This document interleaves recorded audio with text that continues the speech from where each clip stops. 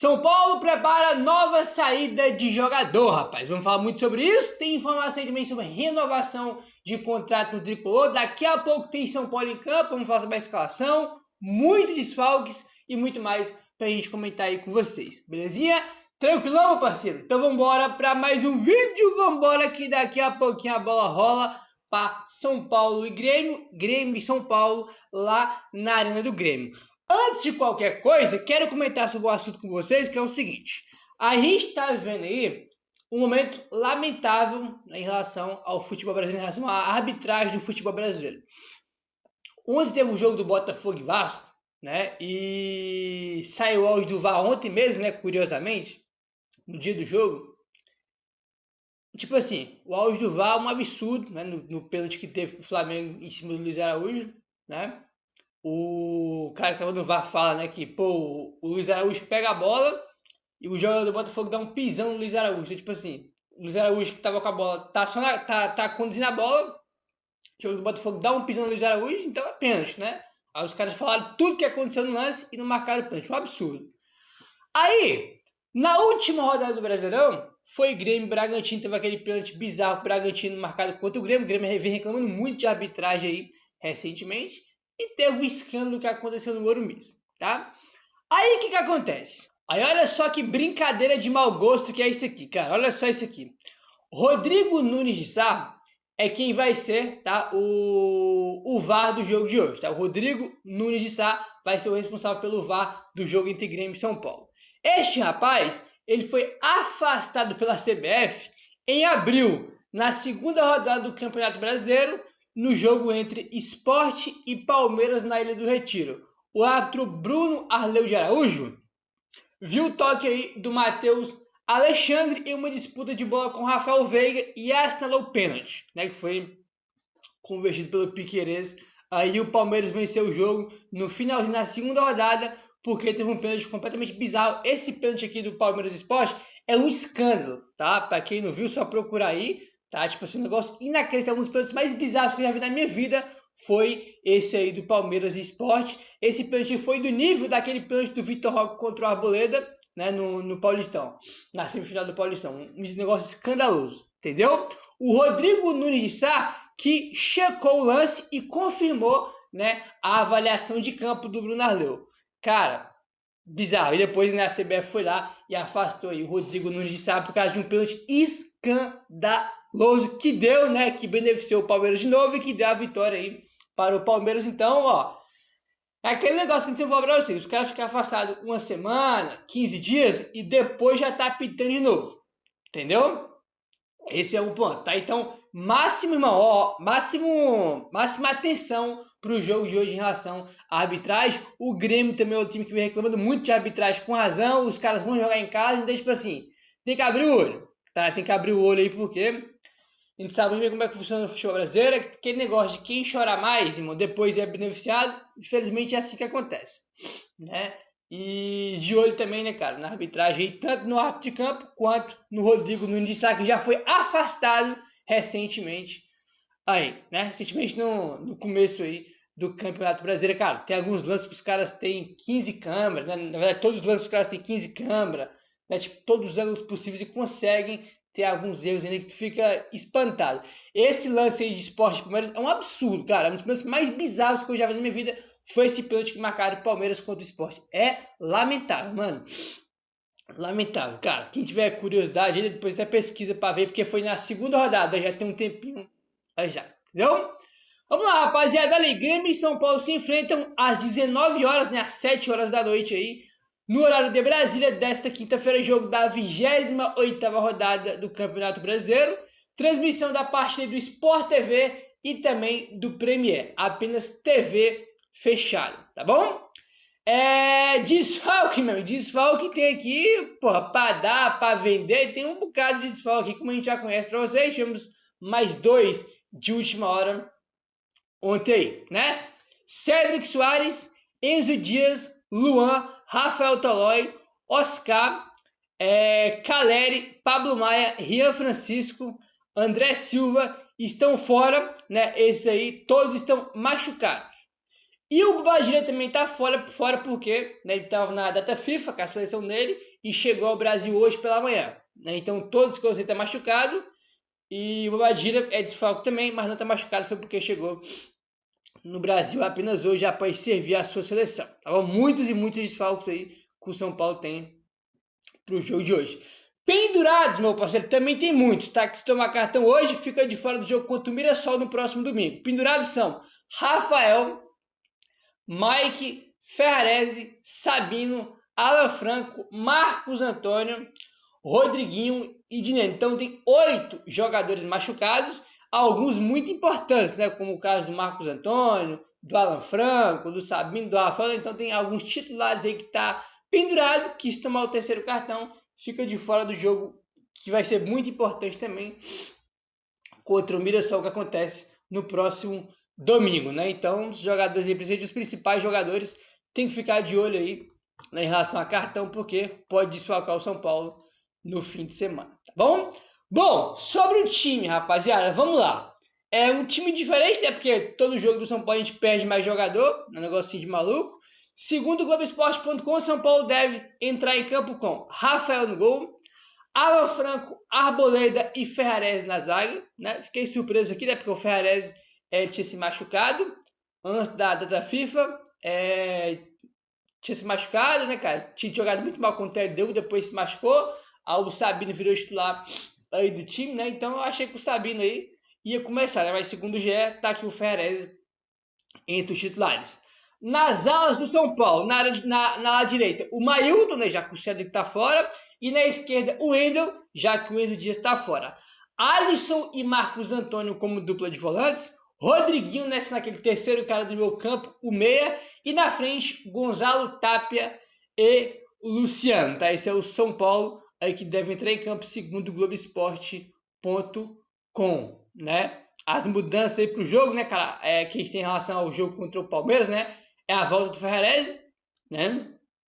O Alisson começa entre os 11 iniciais, o Wendel, o Mailton e o Rodriguinho, né? São as novidades aí, né? Comparado à escalação que começou o jogo contra o Palmeiras, que foi o último jogo do São Paulo. Então, a escalação bastante diferente aí, bastante modificada por causa aí de tanto jogador machucado. O São Paulo tem tanto jogador fora, né? Então, evidentemente que a escalação bem diferente aí, tá? O árbitro do jogo vai ser o Davi de Oliveira Lacerda, de olho também na arbitragem, tá? Esse aqui foi o que marcou aquele pênalti escandaloso pro Palmeiras no jogo da semana passada contra o Juventude, tá? Tava 0x0 o jogo, ele inventou um pênalti inacreditável, né? Depois o VAR chamou e corrigiu, mas foi ele que deu o pênalti no campo, então, tipo assim, é outro também que tem um histórico aí horroroso, tá? Tem um de olho na arbitragem aí pro jogo de hoje, e quem vai estar no VAR vai ser ele, Rodrigo Nunes, que a gente acabou de comentar com vocês, né? Que ele foi afastado aí na segunda rodada do Brasileirão, porque beneficiou o Palmeiras em um pênalti bizarro marcado contra o Sport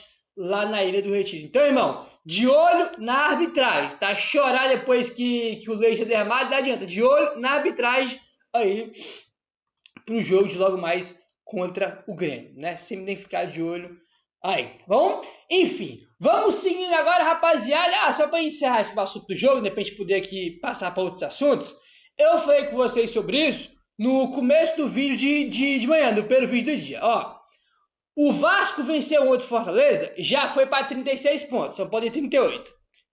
O Fluminense, né, tá acima do São Paulo em sétimo, São Paulo tá em oitavo, o Fluminense tá em sétimo com 38, São Paulo também tem 38. Só que o Fluminense tem um jogo a menos, né? E vai jogar com o Juventude em casa hoje. Então a tendência é com o Juventude, né, cara? Que o Fluminense vence o Juventude hoje, né? O normal é acontecer isso jogando no Maracanã. E o Fluminense ainda tem mais um jogo depois para cumprir, que é um jogo a menos que eles têm. Então, assim, o Vasco já chegou atrás do São Paulo já com 36, tá? Só 2 pontos, né? Então, irmão, o negócio é o seguinte: São Paulo tem que ganhar hoje. Porque se não ganhar, irmão, aí o Fluminense já começa a abrir 3 pontos com o jogo a menos. Aí o Vasco já tem 36, já atrás do São Paulo, a 2 pontos só. O próprio Grêmio tem 33 pontos. Se o Grêmio ganha do São Paulo, o Grêmio vai para 36, também fica 2 pontos encostando no São Paulo. Fora que você também dá margem para o Fluminense, né, vencer e aumentar a distância para o São Paulo. Bahia pode vencer e aumentar a distância para o São Paulo. Então, tipo assim, cara, o jogo de hoje, o São Paulo tem que ganhar, tá? Agora, o jogo é fora de casa difícil, eu sei. Só que assim, o São Paulo tem duas rodadas seguidas em casa que perde. Perdeu pro Ceará e perdeu pro Palmeiras barra arbitragem na última rodada. Então, tipo assim, se não ganha em casa, tem que buscar os pontos fora. O jogo já é difícil, se eu não me engano, cara, né? Depois eu vou até confirmar isso aqui, não tenho esse número aqui agora, mas se eu não me engano, o São Paulo nos últimos 9 jogos que jogou contra o Grêmio, lá na Arena do Grêmio, perdeu 8. Então, tipo assim, o retrospecto recente do São Paulo aí, lá na Arena do Grêmio, é lamentável, é horroroso. Tipo assim, bizarro de ruim. Só que, cara, tem que ganhar, mano. São Paulo não vem conseguindo fazer os pontos em casa, como eu falei, perdeu para Ceará e Palmeiras, então tem que ganhar fora. Nossa última vitória, inclusive, foi fora, que foi contra o Fortaleza, né? Naquele 2-0. Aí, então, tipo assim, mano, eu sei que o jogo é bastante difícil, São Paulo tem um retrospecto ruim lá, é sempre muito difícil você ganhar jogos fora de casa, seja contra qual adversário for, é sempre difícil ganhar fora de casa. Agora, tem que ganhar, cara. Tem que ganhar. São Paulo tem, olha só que loucura, os 4 jogos seguintes do São Paulo. Grêmio hoje fora, Mirassol final de semana fora, Bahia depois em casa, confronto direto, e depois o Vasco fora, que tá aí já já tá em nono, né? Já atrás do São Paulo, com 36, a 2 pontos só do São Paulo. E a gente vai se enfrentar daqui a pouco. Então, tipo assim, cara, os próximos 4 jogos, 3 são fora, confrontos diretos aí, né? Então, tipo assim, cara, tem que ganhar, mano. Tem que ganhar. Senão, vai ficar bem difícil aí realmente brigar por uma vaga da Libertadores ou até na pré mesmo. Entendeu? Porque se não ganhar hoje, já abre margem para os que estão atrás chegar, né? O Vasco, inclusive, já chegou. E o Fluminense, principalmente, vai ganhar do Juventude hoje, deve ganhar. E se o São Paulo hoje não ganha, cara, o Fluminense vai abrir pontos pro São Paulo, que tem um jogamento, então tem que ganhar. Tem que fazer. Já que perder tanto ponto bobo e ridículo em casa, como foi, por exemplo, contra o Ceará, mesmo que tenha sido o primeiro jogo pós-eliminação na Libertadores, cara, tinha que ter ganhado aquele jogo. Aquele jogo pode custar muito caro pro São Paulo. Aqueles 6 pontos vai fazer muita falta aí pro time do São Paulo. Tanto que a gente é obrigado a ganhar o jogo hoje contra o Grêmio, por mais que seja difícil aí, entendeu? Enfim, vamos mudar de assunto agora e bora falar aí sobre saída de jogador do São Paulo. Tá aí, ó. Segundo Alexandre Vieira, o Juan Dineno deve deixar o São Paulo ao fim da temporada. O jogador dificilmente permanece no São Paulo em 2026. O jogador não deve atingir as metas previstas em contrato para renovar automaticamente o seu vínculo até dezembro de 2026. Com o contrato apenas até o fim dessa temporada de 2025, o Dineno não tem conseguido uma sequência de jogos com o técnico Hernan Crespo. O acordo, tá? A cláusula aqui no contrato o acordo de renovação é se ele participasse de 50% dos jogos, tá? Com pelo menos 45 minutos em campo em cada jogo, tá? Metas das quais ele está bem distante de conseguir bater, tá? Então, desde o dia que o Dineno chegou, né? Desde o dia que ele chegou até dezembro, ele tinha que jogar aí 50% dos jogos, metade dos jogos do São Paulo, por pelo menos 45 minutos. Aí sim ele teria o contrato renovado até o fim do ano que vem. Só que assim, ele mal joga, né? Então, tipo assim, é completamente improvável que o Dineno consiga bater essas metas aí, né, cara? Para que renove o contrato dele automaticamente para ele continuar aí em 2026. Apesar de ser bastante elogiado internamente pela sua postura e comprometimento, o atacante perdeu bastante espaço atualmente e está atrás dos demais jogadores na disputa por posição. Nos bastidores, a expectativa é de um fim de ciclo natural ao término do Brasileirão. Então, tipo assim, dentro de São Paulo os caras já entendem, já que acabou o Brasileirão aí, né, o Dineno vai buscar um novo clube, não vai seguir no São Paulo. Tipo assim, mano, tu tem ali o Tapia e o Luciano, né, que vou começar o jogo de hoje. Aí tu tem o Rigoni, né, que também joga mais, né, é um jogador que tem mais oportunidades aí do que o Dineno, entendeu? O próprio Lucas voltou recentemente, né, também tá à frente dele. Então, tipo assim, só aí citei 4 jogadores, 4 atacantes. Tô falando atacantes no geral porque a gente joga com a dupla de ataque, né? Então, tipo assim, só aí citei 4 atacantes que estão na frente dele. Né? Então, tipo assim, ele vai jogar um jogo aqui, um pouquinho ali, né? Tipo assim, ele não vai ganhar uma sequência de jogos e dificilmente não vai ter tempo para conseguir bater essas metas, né? Até o Rigoni mesmo, né, que joga mais que o Dineno, né, que tem mais minutos, mais chances que o Dineno, eu acho que nem o Rigoni vai conseguir bater aí a sua meta em contrato, né, e ele joga mais jogos aí do que o Dineno. Imagina o Dineno que joga muito menos, então tipo assim, cara, dificilmente ele vai ficar aí, bem provável, né, que o Dineno consiga bater essa meta aí no contrato, né? Bem provável aí que ele consiga isso aí, mas enfim, é isso. Deve sair o Dineno ao fim da temporada. Até porque ano que vem a gente vai ter já o cara de volta, o Rian, né? O André deve demorar um pouco mais. Enfim, vamos seguindo aqui. E falando em saída de jogador, bora falar sobre mais um que pode sair, mas até agora não está definido ainda, né? Qual a situação aí, que é Luiz Gustavo, né? Que voltou contra o Fortaleza, jogou improvisado como zagueiro, jogou muito bem aí. E tá aí a informação do UOL. Segundo o UOL, a diretoria do São Paulo só vai decidir o futuro de Luiz Gustavo após o final da temporada. O volante se recuperou bem do problema de saúde que teve em abril e, por enquanto, não cogita se aposentar, né? Aí o UOL traz aqui, né, que o jogador não deu uma resposta ainda se vai se aposentar ao fim da temporada. Então, tipo assim, quando acabar a temporada, o Luiz Gustavo vai falar se ele vai se aposentar ou se ele quer continuar. Se ele quiser continuar, aí vai depender da diretoria se vai dar um novo contrato, se vai renovar o contrato do Luiz Gustavo aí, né, pro ano que vem. Eu acho que é o seguinte, já dei minha opinião sobre isso, cara. Eu acho que é o seguinte, o Luiz Gustavo, acho que ele é um jogador importante. Ele ficou marcado para aquela falha contra o Botafogo, é verdade. Mas ele jogou mais bem do que mal no São Paulo desde que ele chegou. Eu acho que se ele continuar jogando bem até o fim do ano e ele quiser renovar e diminuir o salário, eu acho que ele tinha que ficar. Eu acho que ele é importante, é um líder do grupo, né? Mas ele tem que ter, mas acho que tem que ter essas duas condições. Primeiro, ele tem que continuar jogando bem. Não pode ser só o jogo contra o Fortaleza. Tem que continuar jogando bem até o final do ano e tem que reduzir o salário, porque ele não é titular do São Paulo e nem vai ser pro ano que vem. Então, se ele aceitar isso aí, acho que pode ser uma boa renovar aí com ele dentro dessas condições que eu falei, né? Dentro dessas condições aí que eu falei. Meu querido, se inscreve no canal, deixa o like, valeu, tamo junto e saudações tricolores.